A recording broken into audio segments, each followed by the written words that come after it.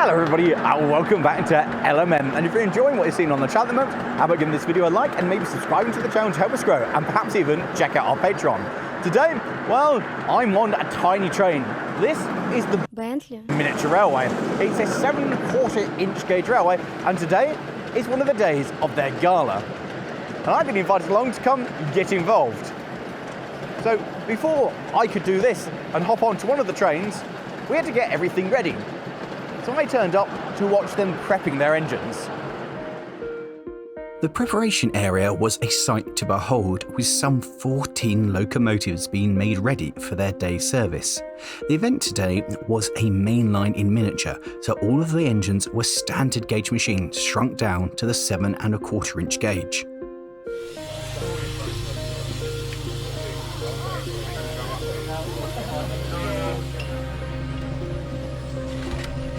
The detail on these machines was absolutely breathtaking, really capturing the essence of their full-size counterparts. And this is a never was-a, the Sterling Double.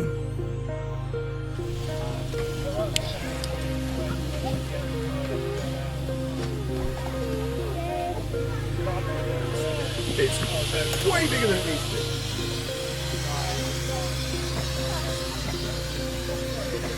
As the engines are miniatures, they rose steam far quicker than their full-size counterparts, and the railway even had some scale rolling stock to run with the locomotives to complete the image. And with that, the day began.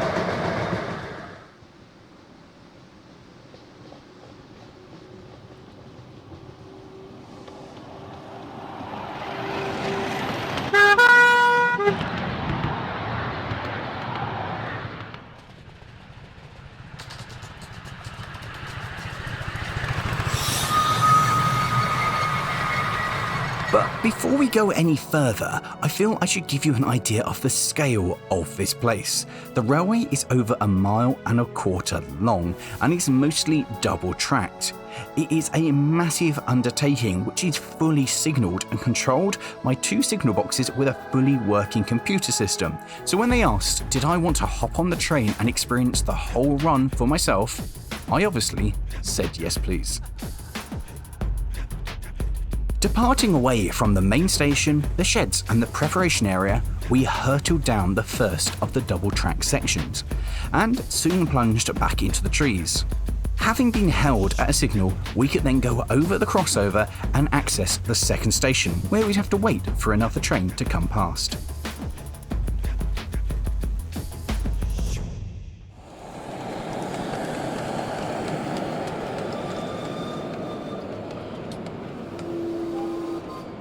And with the freight outer section, we got the green signal to continue.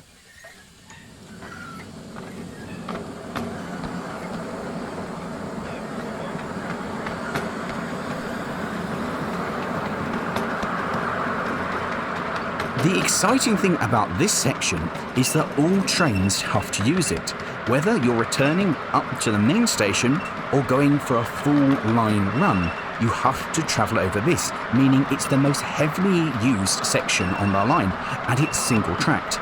This means that the signallers have a real job to do to make sure that trains are properly scheduled and controlled so that this section remains free. It's a proper working signalled railway, and it's genuinely really cool to have trains sat waiting for their next movement because the line is otherwise occupied. Oh, and it's got a tunnel too, and that's cool.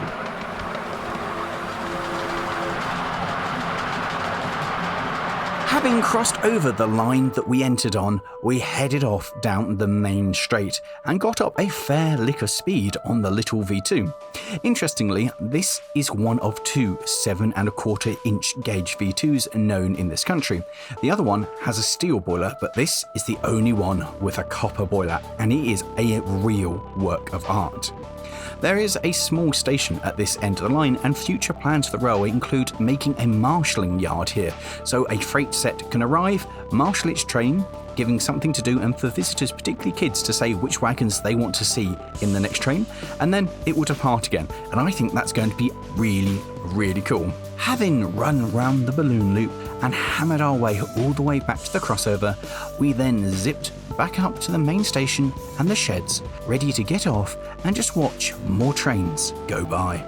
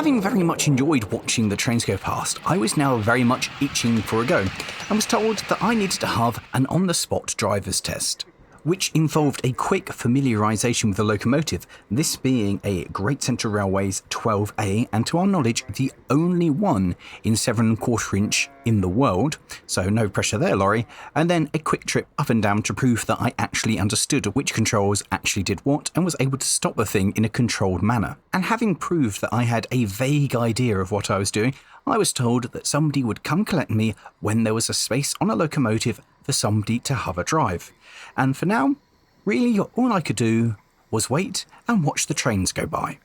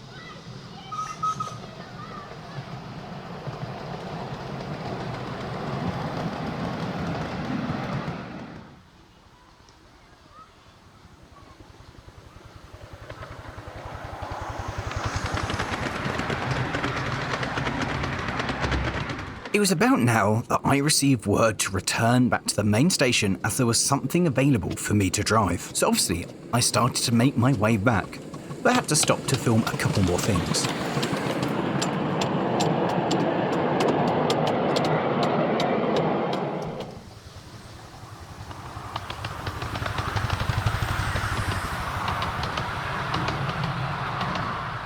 And on arrival, I gazed over some of the awaiting engine with bated breath, only to find that it was neither of these that I was going to be taking out. I decided to watch the little 1400 depart with its train before continuing my search to find which locomotive I'd been allocated. And I'll be honest, I was a little disappointed because I really like little 1400s, and the locomotive that I had been given, it turns out that indeed was not a 1400. This, my dear viewer, is a high-mech, and this particular one is powered by 2 electric motors.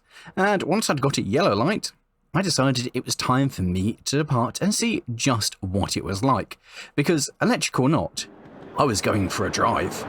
Now, I'll be honest, steam is definitely better. It's more of an occasion, whereas this is just easy. There's no stress, there's no panic, it's just power up, see I've got a signal, I've got a yellow, and just go. Oh, I've got a green now. Just easy and go. Now the sound from the motors actually gives me this sensation that actually this is quite powerful. There's a definite whir from it of, oh yeah, this will pull load, and I've only got one coach on, so I'm not really expecting to find out what this can do because one wagon, and it just purrs along. Now I've got a red ahead because up ahead we hop the crossroad. Got the yellow, that means go. And now we enter the junction where things get a bit more exciting. So as I've got yellow, I'm just going to cruise gently around because my next signal may well be against me.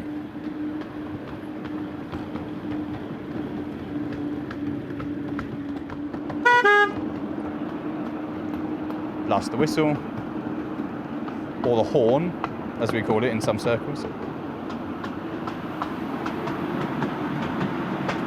And a red light again.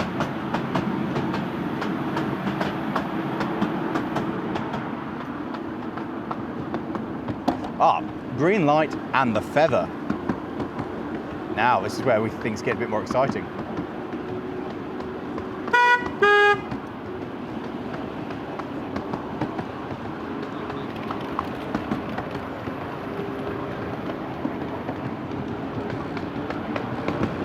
Across the junction, so we came in on that line and now we're carrying on.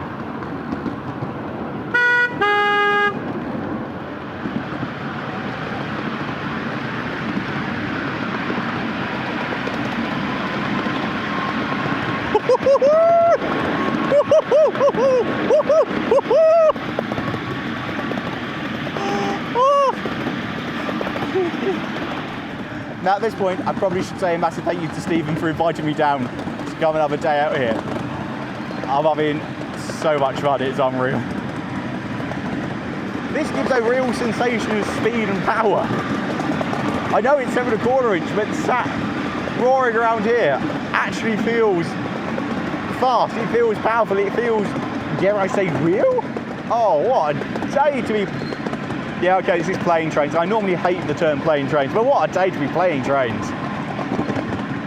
I've got to say as well, the track here is superb. Absolutely superb.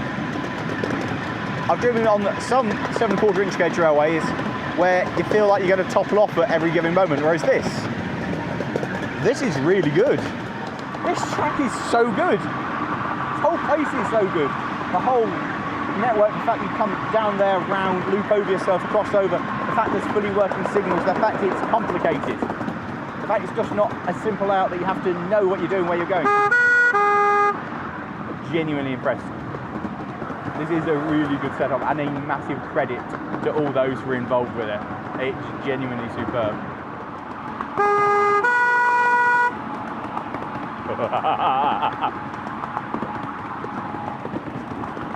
Oh, it does capture the feeling of the real main line, it really does. Especially when you're travelling like this, then you feel like you're travelling really at speed. This thing's brilliant. I could definitely see myself having something like this in the future. It's just so easy, so much fun, it just gives you that giggle as you're trundling along. And having arrived back at the main station, it was back to watching trains go by.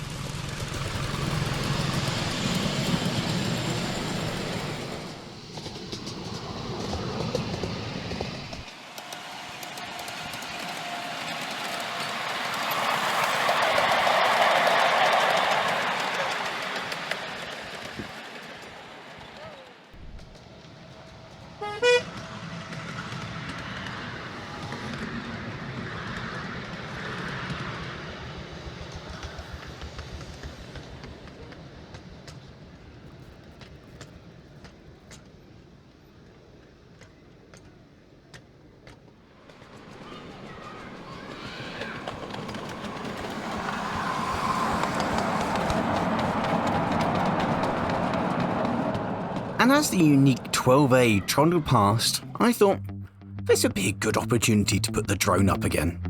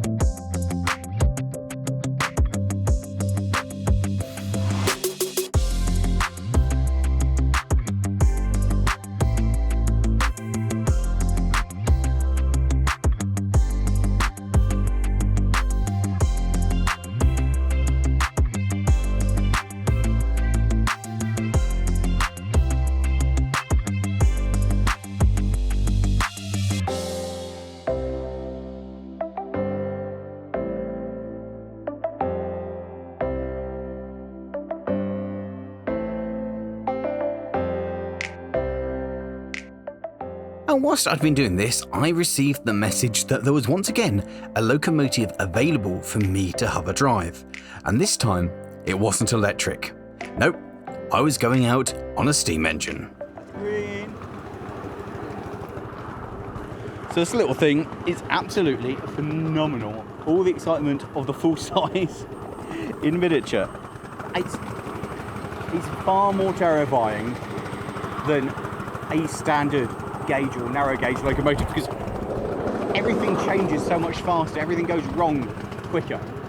So you've got to keep your eye on the ball just constantly. Oh, the sense of power of being on one of these and actually charging along is absolutely hilariously good fun. I really want one. And the sensation of driving with stuff running around, stuff moving ahead of you, stuff coming the opposite direction is just amazing. It's so much fun. It feels a proper railway because it is fully signalled and that's genuinely exciting.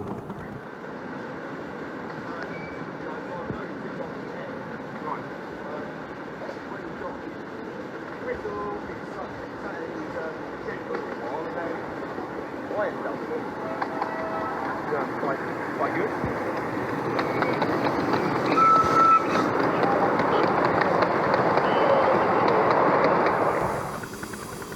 here we go. Got the feathers who are going on from the main line now. And this is where it gets spun, going all the way along here. So I can actually use some of this steam that I've been generating. So this is just intoxicatingly good fun.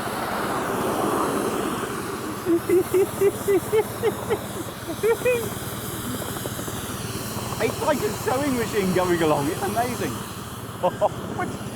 It's just silly. This is honestly one of the best things, the most fun I've had in so much time. It's so stupid. Just flying along on the edge of this side is just phenomenal. Absolutely phenomenal. Open it up a bit more for the gradient. And listen to that.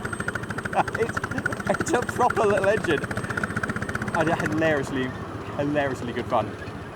And the fact everything's single, I can't get over the full singling. I know that other railways have the mantle of mainline in miniature, but it really does feel it with the double track. And the fact that I feel like, I'm not going fast, I really not, but it feels fast. Wind it back on the reverse. It feels so fast. It feels so stupidly fast.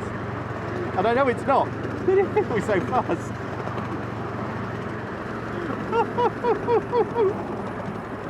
Oh my!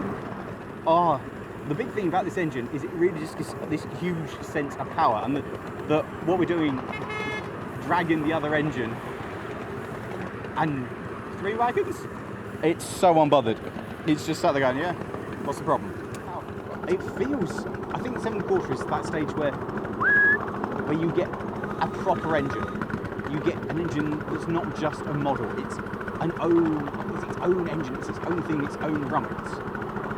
And this, going around like this, it is certainly more than just, it's not a toy, it's more than just a model. It's a real working, fire-breathing monster. Just give it some. I'll wind it back.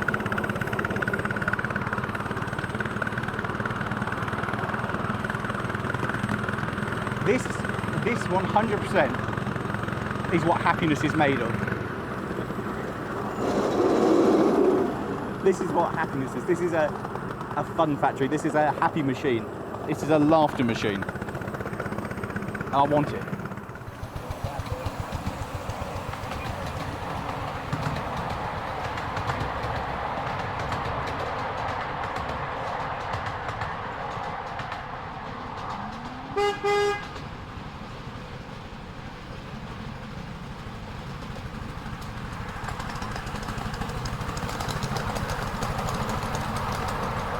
And although I was on my way back to the main station, there was still a hive of activity happening elsewhere on the railway.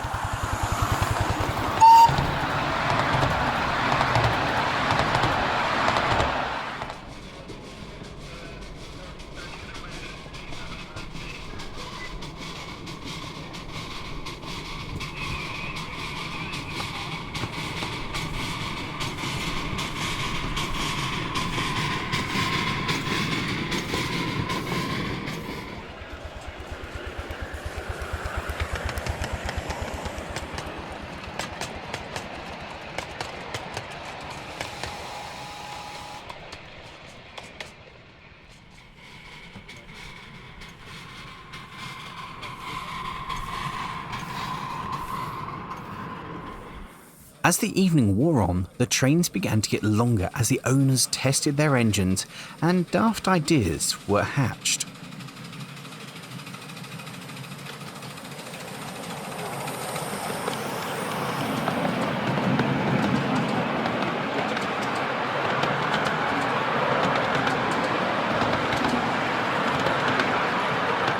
There are lots of different and cool locomotives here, but one that's really captured my attention is this 31 because it's on a remote control. By pulling this trigger here, it will trundle off. And I think that's really cool. And when I was talking to the owner of it, I said, well, what's the range of this? And he went, well, I don't know because it goes out of line of sight and then I can't see it anymore. So I don't want to keep driving it. So we had this really good idea that if we, say, had some magical device that could go up into the air and show where this was, we could just find how far away that could go. This has crossed a line somewhere between being a model railway and a full-size ride-on. I'm not really sure what this is. So what we have here is effectively a very large model train, and this is not being spoilt by some outer-scale driver on top of it. This is a scale proper thing. But what happens when it disappears down this nice long section of track and goes over yonder? We lose sight of it. Enter the second remote controlled vehicle. So with that, off we go.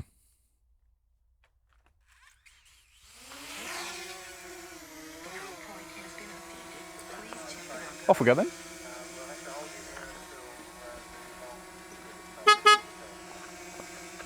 Was that us being held?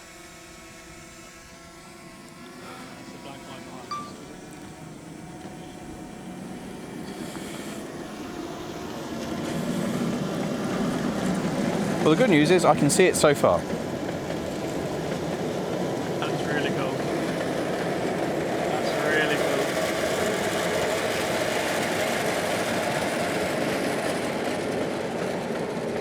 cool. Actually looks really nice with nobody on it. That's better than I thought it was going to be. Actually looks like an express running through. Right, so I better now follow you with the drone so you can see where we're going.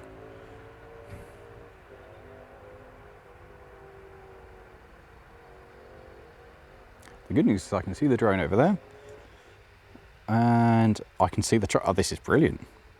I am the eye in the sky. This is like I know where all the SW bushes are as well. I can't wait to see the drone. That's so cool.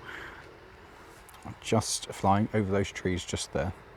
So the good news is, so far, you appear still to have full control of your train. Somewhere in the distance, there's the sound of a train running past. So this is a completely remotely operated train, completely remotely operated viewfinder, and the eyes in the sky that mean that we can see said train. And just over there, there is a drone flying past. It looks just like a garden railway now. See, I do 16mm stuff Yeah. as well. So this is kind of like, you know, what I would expect, like a gauge 1 layout, kind of like this guy would look like, but bigger. That's so cool. Like, we've joked about doing stuff like this, but that's so cool. This is across the line somewhere between model and full size, because... Okay. You are more than welcome to come back and have a go yourself. Well, you can have a go later in a bit if you want. Oh, definitely. I'm going to drive this train from the back of the train. You're more than welcome to. I know you're going to get some purists being like the wagon's on in the right order, but... It's a pick-up goods. Well, yeah, true. The well-known, still being used by British Railways with Class 31s. But in fact, they were still doing pick-ups goods, so... There we go, and... even better, we can now see the clear line ahead. This has to be one of the most coolest experiences I've had here. I've been here for 17 years. It is kind of cool. But yeah. Right. So what we've learned is the range on your controller is sufficient to drive it the Do entirety. the entire railway, nice. I now know. So it's a bit overkill then. A tad, yeah. And...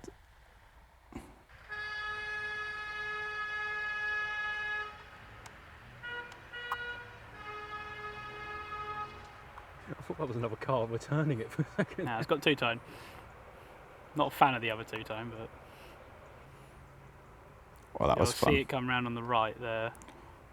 Well, you actually might be able to see it come round the top bit. I don't know. Might be lucky.